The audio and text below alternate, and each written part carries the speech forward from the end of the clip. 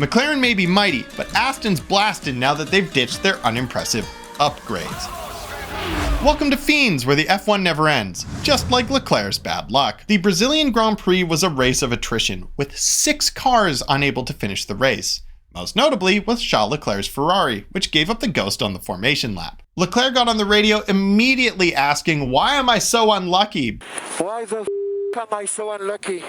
Why the am I so unlucky? But my brother in Christ, you literally drive for Ferrari, the team that supplies engines to 4 of the 6 cars that DNF'd. McLaren also lost one of their rocket ships, with Piastri's race being heavily compromised by the rear wing damage he sustained in that Turn 1 incident. At first they thought they were going to have to retire Oscar's car, but the mechanics pulled off a heroic repair job during the red flag and managed to get him out there by the restart. And he still finished 2 laps down. And that's when they learned the same lesson that Kelsey Grammer, Tim Allen, and Michael Schumacher all learned. They should have stayed retired. Of the cars that survived the race though, the most impressive was Aston Martin, who took 3rd and 5th with a photo finish. Sure, Lando took 2nd in his McLaren, but that Aston was so good it carried a Stroll tier driver to a 5th place finish just 5 seconds behind a Red Bull. Especially since the Red Bull is as dominant as ever, whereas the Aston Martin ditched its mid-season upgrades and is essentially an old package. But clearly there's nothing wrong with old packages, as Alonso's 42-year-old package is as hard as ever, while the 33-year-old Checo is pushing rope. Red Bull might be publicly showing support for Checo, but I would be shocked if he makes it to the end of next season with his ass in a Red Bull seat. Red Bull now has 782 points, more than 2nd and 3rd place combined. But over 500 of those points were scored by Max, who also has more than 2nd and 3rd place in the Drivers' Championship combined. That means Red Bull literally doesn't need a second car at this point. That's how unimpressive Perez has been. And the fact that he couldn't stay ahead of the objectively inferior Aston Martin shows that he's an objectively inferior driver, at least when compared to Alonso. But then again, that's how Red Bull likes it. They spent years following the Sith rule of 2. The master who has the power and the apprentice who covets it.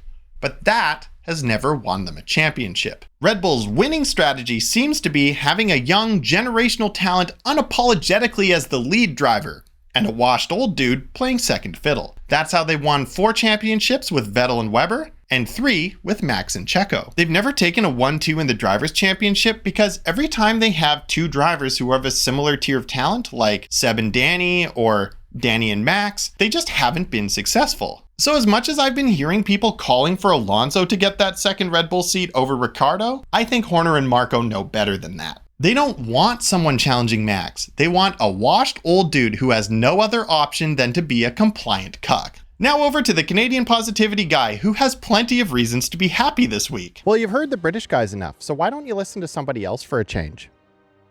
Well, you'd think I'd be happy after the man who's been single-handedly ruining Canada's reputation internationally pulled off 5th place this week, but it actually pisses me off. Lance Stroll has been a schmelt basically his whole career, and now that there are finally credible rumors going around that he might move on from F1, he goes and pulls off a decent race. A 5th place finish just behind a Red Bull and only 2 places behind his teammate is exactly the sort of result a driver who's fighting for his career needs to reignite his passion for the sport, or to silence naysayers about their performance. This is the opposite of what we Aston fans expect, and to prove my point, I'm doing the poll of the week this week. I posted this up right after quali, asking if you thought Lance would screw up starting in 3rd. And 80% of respondents expected Buddy to blow it. Arguably, starting in 3rd and finishing 5th while your teammate who started behind you finishes 3rd could be considered blowing it, but for Lance, I think this qualifies as an acceptable performance. He is obviously not capable of performing like this consistently, or he would have been doing so by now. Aston should not be 5th in the ship, and yet,